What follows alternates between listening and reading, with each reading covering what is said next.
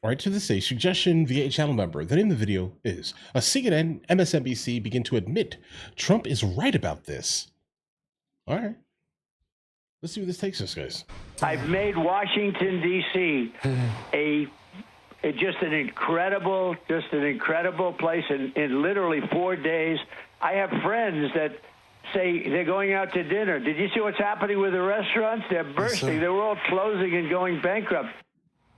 That is President Trump on May. I mean, but generally, like, business doesn't turn around in 4 days. I mean, it could, but that seems like a stretch slightly, just based off that statement there. But either way. They're bursting. They're all closing and going bankrupt. That is President Trump on making D.C. safe again. The DOJ has some numbers to back him up. Take a look. 52 arrests just yesterday. A total arrests of 465 in just less than 2 weeks here. Now, some Democratic strategists seem to realize they're losing on this issue. Oh, yeah. Yeah. As a soft on crime issue, accusations pile up. An article in The Hill is titled "Democrats Face Challenge in Countering Trump on Crime." An excerpt reads this: Washington residents still feel like crime is too high and too pervasive. From a raw political perspective, you never want to give your political opponent an opening to address a real concern that your constituents have. Wow. But that appears to be exactly what's happening here. And even some in the liberal media are now finally admitting to it. There has been a problem in D.C., and it's not as safe as the nation's capital should be. Look, I mean, she's not. That's been the joke my whole life. I mean, they're in multiple cities. Yeah, all of the blue cities. Pay attention to the people who are running them. Listen, I have been saying for the longest, we need to absolutely send like the National Guard, right, specifically into the South Side of Chicago. Fix it, okay? Memphis, Tennessee, fix it. I can keep going. East St. Louis, fix it. Baton Rouge, fix it. New Orleans, fix it. The west side of Atlanta, fix it, guys. All right. Listen, if you want to solve things, you cannot be soft on crime and then complain about crime. Okay? You can't do that here. Lock these people up immediately. Sorry, guys. Cities have traditionally had crime problems, but there are a lot of people who feel unsafe in big cities. Why is that? And even more from two of America's most liberal publications, The Atlantic, with "Trump is right that D.C. has a serious crime problem," and a New York Times opinion piece now noting many D.C. residents are secretly glad to see more uniforms. No matter what statistics say, they don't feel safe. Joe Concha, Fox News contributor, joining me now. Joe, as someone who used to live in D.C. and ran 2 years ago out of D.C. because of crime, this issue is driving me crazy when I hear people try to make the argument that there's nothing to see here. And here's where we are now in this saga. This is Byron York in the Washington Examiner putting it perfectly here with his headline: D.C. crime and the "Trump is bad, but he's right" effect. That is in full swing. At least for the moment, fewer and fewer are claiming that crime is going down. It was always slightly ridiculous for Democrats to argue that crime in the district is just not serious enough for federal intervention. Now, at least, there is some agreement that the problem really exists. So what happened, Joe? Why did they finally come around?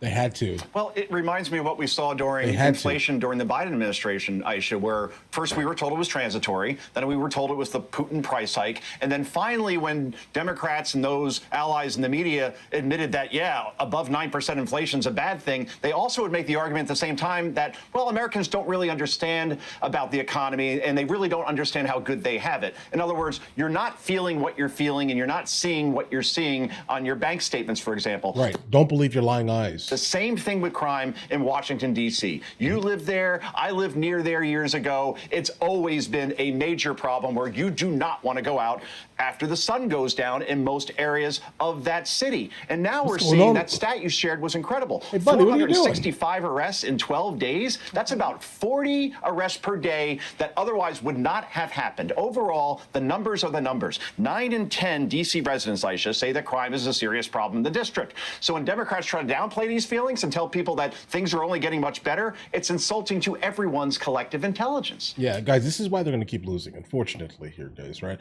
Like, I definitely would like to have like a solid sport, let's say, in terms of like the political field, where you have like two solid candidates, not like, which one do I hate less? That's basically how it's been for the last, years, let's say, or decades at least. We need to have two solid candidates coming from two separate point of views, guys, right? With a solid base and with great talking points, let's say, and great policy. That's what we need here. But I don't know. I don't really see the benefit specifically of us having only a two-party system, let's say, and one party is the only party speaking sense. You guys both need to speak sense, so we have options. Okay, let's just truth be told here. But until they stop the literal nonsense, all the man hate, all the lying about, no, you can't believe your lying eyes.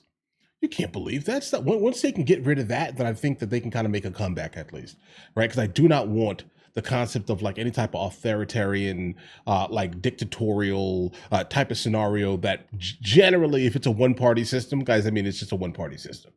You get what I mean here, guys? Just one ideology being pushed. I want to see a mix of things. I don't like the concept of echo chambers.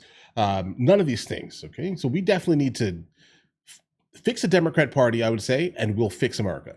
Truth be told, right? Because no matter what, the other side of the fence is still going to be logical and based and policy rooted, less emotion rooted. If the other side of the spectrum or the coin itself has some valid points, rather than worrying about who's going into whose bathroom, guys, or like the 30,000 genders and things like that. Once we can kind of get back to things that the entire country cares about on both sides specifically, I think America will be better, period. But until then, we're just going to have half the country is just delusional. That's what this is here. That's where we are right now. Half the country is delusional. Exactly. But it doesn't stop people from trying to fact check the White House and this administration. This started a couple of days ago with the Washington Post here. I want to put this up. They said that they tracked where Trump's forces were actually patrolling in D.C., and they said that it's not happening where the crime actually is. Well, fact is, the White House came out, and Axios also reported it, that 48% of non-immigration related arrests during Trump's D.C. takeover actually happened in two of the most crime-hit areas, wards 7 and 8. It is happening in the most high-crime areas.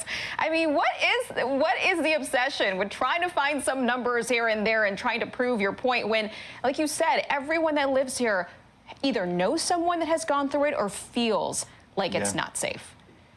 And I have a feeling, Aisha, we're not going to see an apology from Peter Baker over at the New York Times, and good job by Axios, and actually doing some homework here and showing the stats and actually putting out the facts. And we're also seeing on social media, just in terms of like putting out numbers that are completely ridiculous. So throughout social media, and this is based on local news reports, saying that reservations at restaurants are down 25% from a year ago. And the argument that people are making on the left is that, well, people don't want to go to restaurants because of a National Guard presence.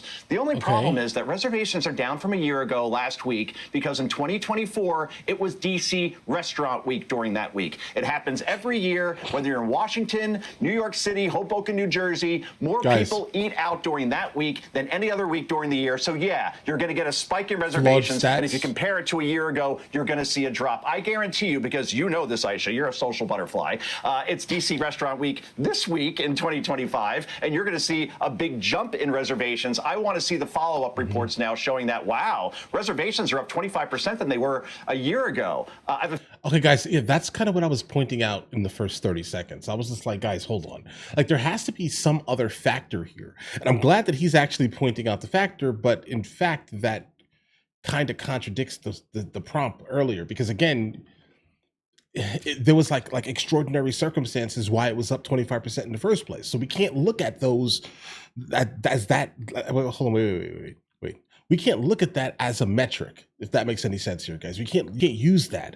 This is why sometimes when people give me stats, I'm like, stats are tricky, right? I mean, obviously stats are stats, right? But a lot of the time stats are massively circumstantial. So we need to understand the conditions that the stats are basically being pulled from, or we're just spouting stats that make no sense, guys. The feeling we're not going to see that because that would take actual honesty and actual homework. Aisha. Also, who thinks the National Guard is scary? Like, these are young men and women here to protect us. Like, they're here to help. That's the entire mission of the National Guard. It's actually baffling that people are scared. Joe, well, I love having you. Okay, that's it there, guys. Okay, so depending on where you are, specifically if the National Guard is entering into like a big city, there are people who have never seen like a real gun up close. Okay, like I'm not sure the National Guard would be considered scary in, I don't know, Helen, Georgia, for example, where like, you know, people have real guns, or Kennesaw, Georgia, where it's by law you have to have a gun. You get what I'm saying here? Places like these places, all right, where guns in the first place are not what makes someone scary, because I go to Walmart all the time and everyone has a gun. Okay, it's like, I'm telling you, it's like everywhere I go, everyone has a gun. So I've kind of been desensitized, let's say, with the fact that guns make someone scary. And I do think that when people see like long guns, AR-15, right, AR pistol, right, AK-47, AK pistol, etc., when they see these type of guns, they then immediately are like, I'm scared to death. These people look scary. They have chest rigs on. Bro, I wear a chest rig. What does that mean? Nothing? It means nothing. Okay. And I think that's what people mean when they say that they're scary, because they look like militarized and things like that, guys. But either way, listen, guys, let me know in the comments what you guys think. You guys all have an absolutely amazing day. Enjoy your day thoroughly. If you guys are new here, please like and subscribe. But in the meantime, I will catch you guys later. All right?